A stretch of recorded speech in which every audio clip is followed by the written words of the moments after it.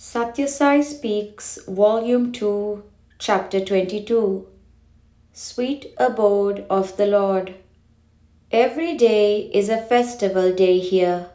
At Prashanti Nilayam, it is year-round Dasara.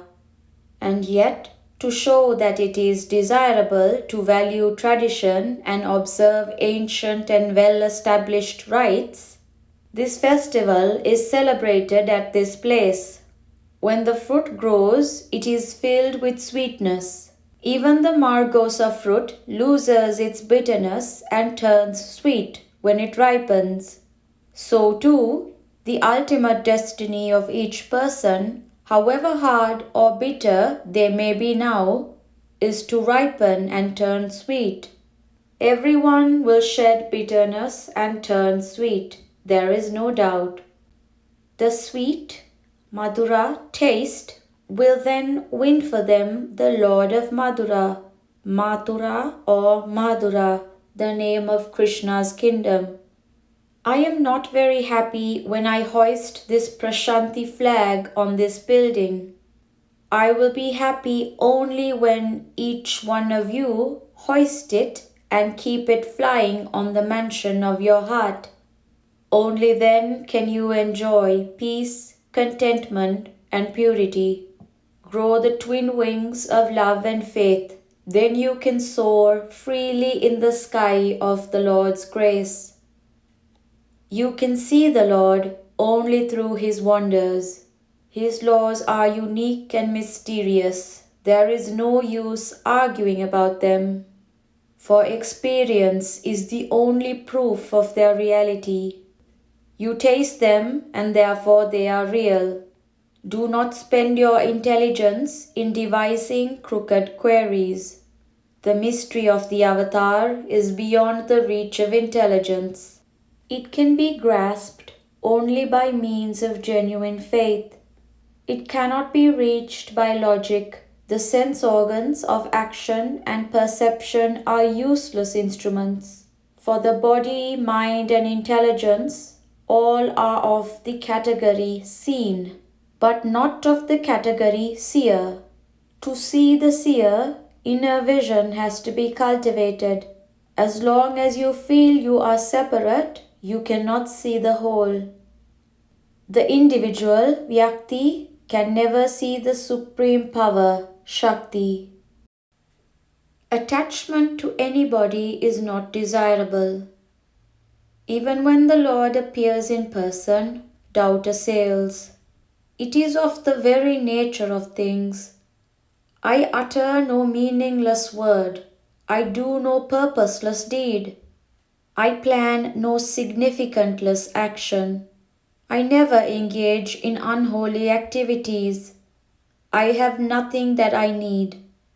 My joy consists in fulfilling your aims, in making you reach the goal. The one thing that I ask for is a love-filled heart. Believe and hold fast without entangling yourselves in a mesh of empty explanations and imaginary arguments. That is the way to profit.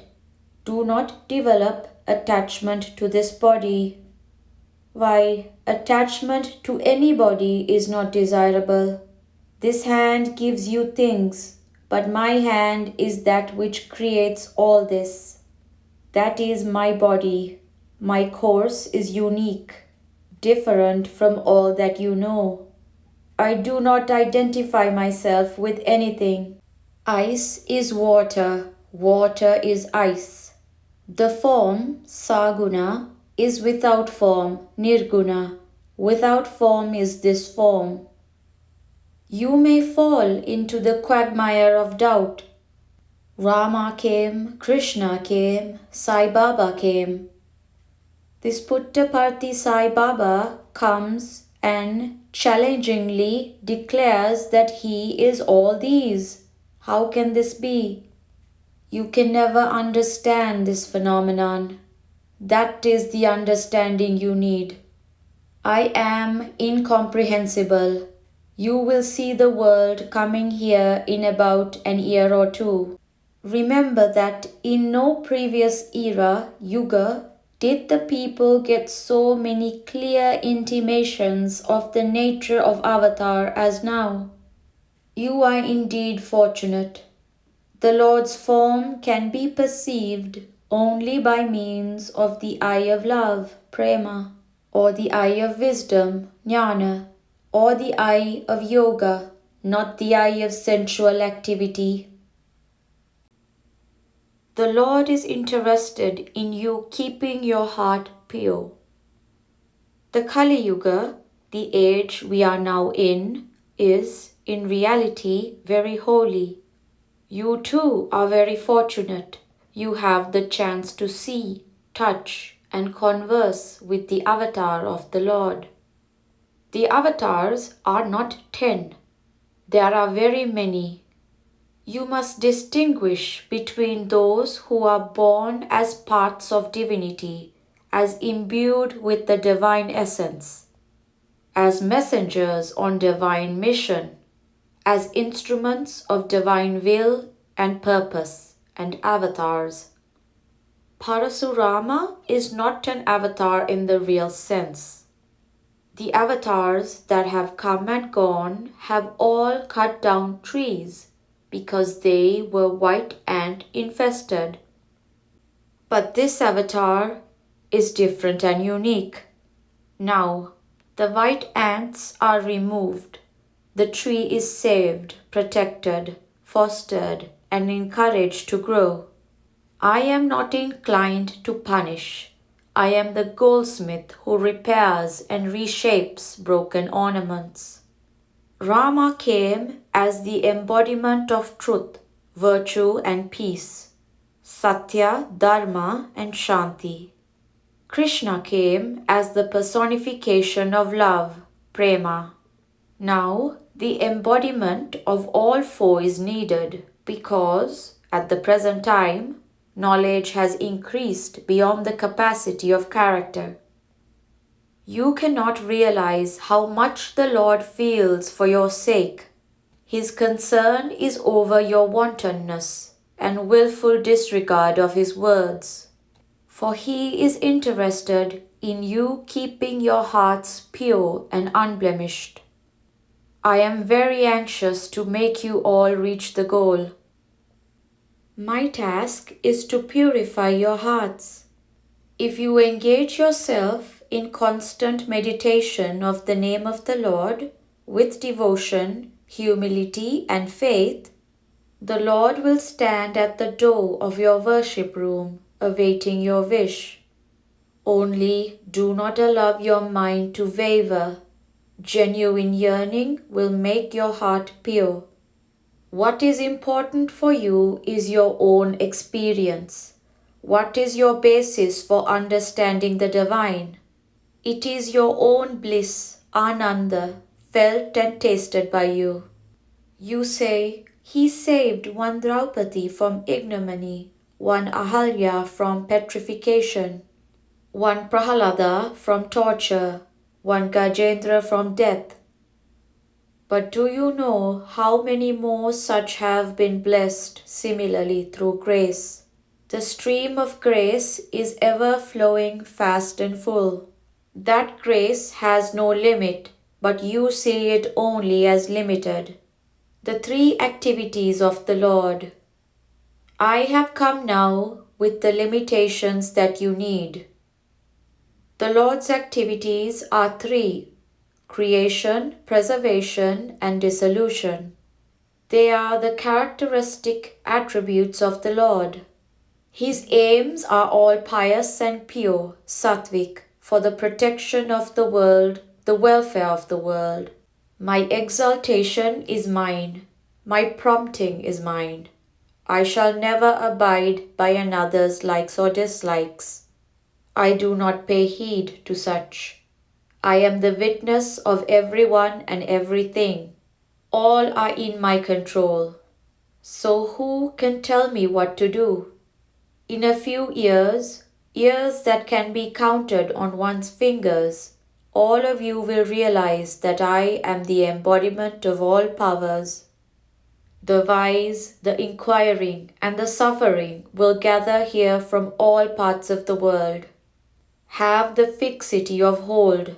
Say, whether I succeed or not in getting from you the external fruit, I shall never give up.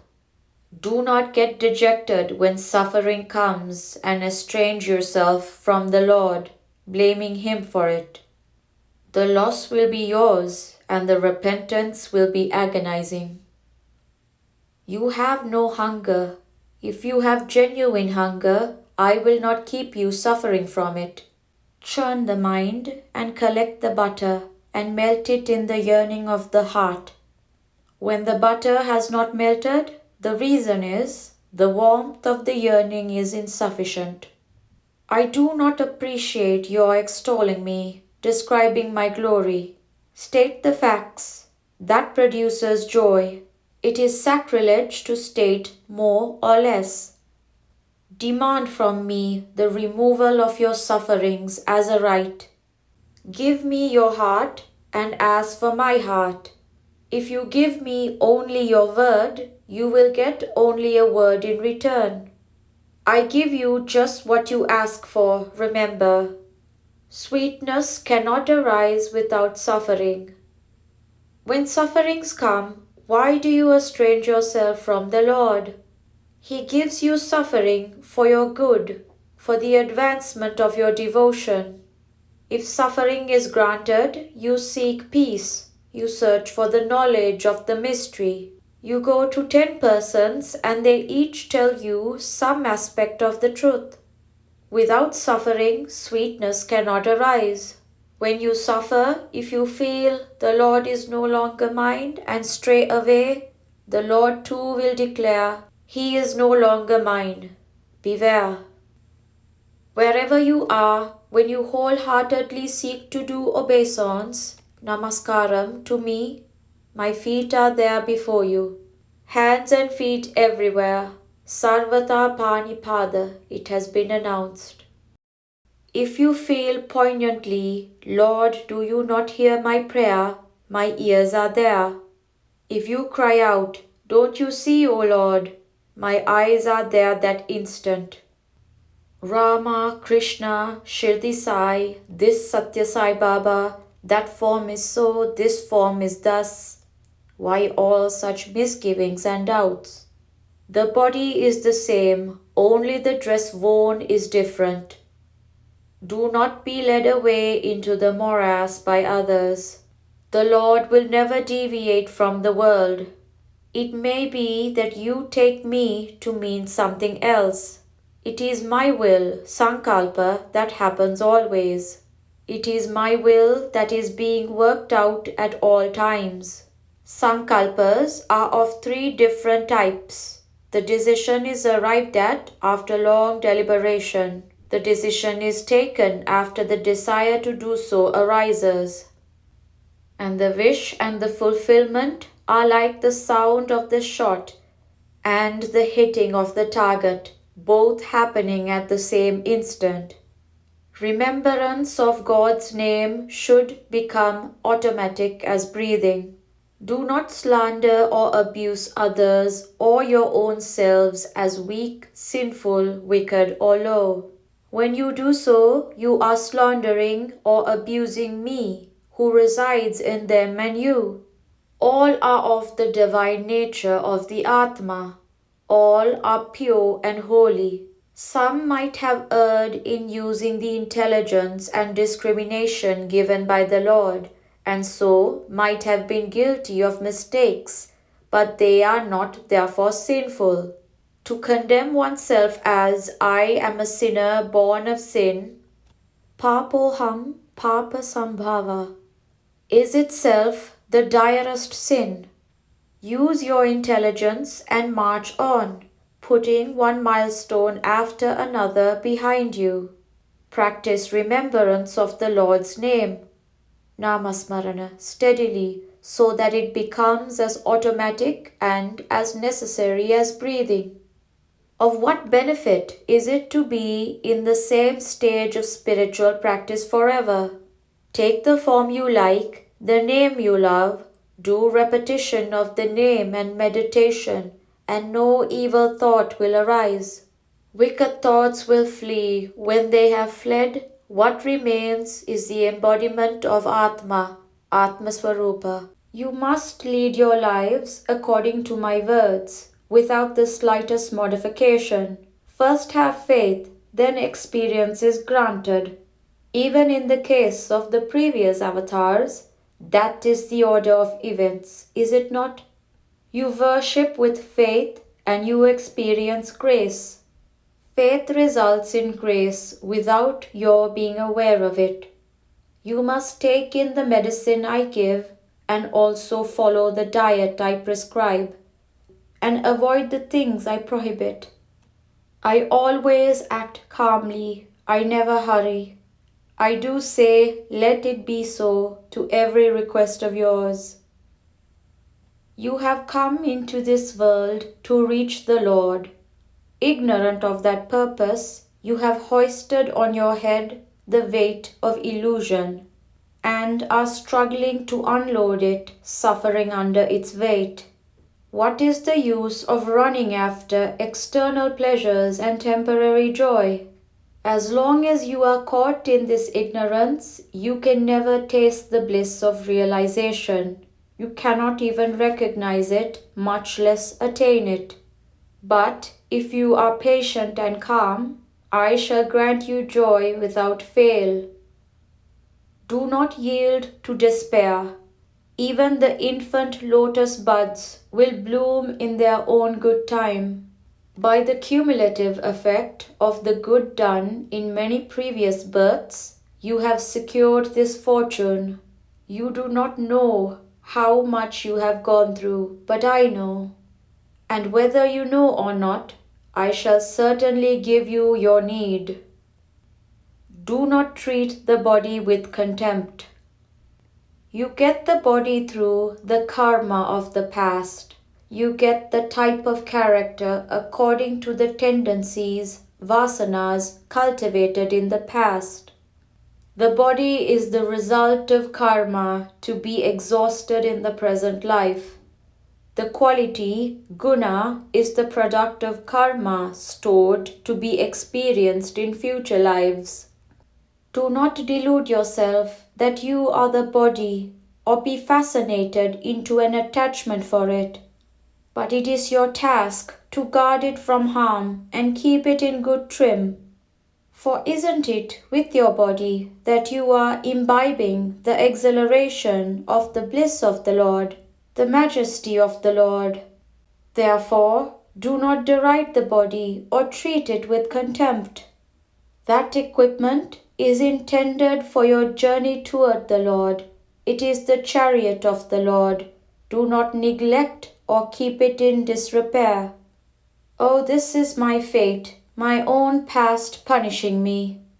I must go through it and suffer it. I cannot escape it. Thus, people get disheartened. If it is so inescapable, what is the use of prayer, of remembrance of the name, of meditation, or of the ritual of worship? Win the grace of the Lord, and all the accumulated burden will be burnt into ashes in a moment. Why blame the Lord for the writing on your forehead? It is you who wrote there, and it is you who must wipe out the script. The evil you do writes, the good you do wipes. Let your mind dwell on the Lord, and the mist of the past births will melt before the rays of that sunrise. If you do not project those rays, the mist will thicken into darkness. Never deprive yourself of the joy in store. While in the previous body I had said, I will come again after 8 years. Dikshit wrote it down as if I said I would appear as an 8-year-old. That is a mistake. Having cast off that body on the Vijaya Dasami day, 1918, I granted actual concrete darshan off and on to various devotees for about 6 years. Once I appeared before Abdul Baba and told him, the body has been disposed of, but who can dispose of me? I had revealed to Abdul Baba the news of my coming advent. But do not waste your time in arguments about the identity, whether this is he or he could be this. Believe only as much as you have known. Never deny the joy you have derived or deprive yourself of the joy in store. Worship, offerings, incense, waving of lights, these are all preliminary steps. The first few rungs in the ladder. If you are ever on the alphabet, when are you to learn to spell and read words and sentences? Does the Lord need the things you offer? Does He require articles of comfort or luxury? No, it is you who need them. Does He live upon the food you place before Him? Remember, the person who goes beyond the externals wins the victory. The Lord is not pleased with externals. He searches for the feelings, the internal urges. I do not want the flowers and fruits and miscellaneous packets that you bring in your hands when you come to me. Come with your hands empty, saying, "What can I give you that has not come from you yourself?" When you gave me this heart, it was clean and pure. Now, after preparing in that vessel the food for life so far lived, I am offering it to you, as clean and as pure as when you gave it to me. After removing all traces of the impressions or smells of the things cooked in it, say that and offer that heart. Cultivate kinship of the heart through devotion. How long are you to stagnate in the same primary class of leaf, flower, fruit and water? Patram, Pushpam, Phalam and Toyam. Keep in the leaf of the body the fruit, that is the heart, and the flower, that is the mind, and the water welling from the eyes. Then grace will descend on you without fail. Let the hands be empty, but the heart be full. Cultivate the kinship of the heart through devotion and faith. Reduce these external attachments and demonstrations. What I seek is your joy, your happiness, your mental peace, and your unfailing courage and resolution. You are indeed more fortunate than the sages, the monkeys, vanaras, and the cowherd maidens, gopis. Your chances are greater. You get the seeing, touching, and conversing, all three. Therefore, do not ask for the fulfillment of paltry desires. Ask, make me eternal, absolute. I have started the work for which I have come. Till now, I was engaged in collecting materials, iron, cement, brick, lime, and the rain. Now the foundation has been firmly concreted and the building has to rise. That structure of mine will cover the entire universe. No longer can this prayer hall or the auditorium, now being erected, hold the people who will gather. The sky alone can be the big enough shed. Hereafter there are no stops. Within a short period you will witness many miraculous events. Even while you are wandering, this Puttaparthi will be transformed into Madhura. Dasara Discourse, Prashanti Nilayam, 1961, October 25th. Life is a game of football. You can kick the ball of the objective world, samsara, with as much gusto as you can command, provided you remember that if it crosses the lines of the path of Brahma and the path of righteousness, Dharma, you are out and the ball has to be brought in again. They set the limits within which you can play the game. Remember, Sathya Sai Baba.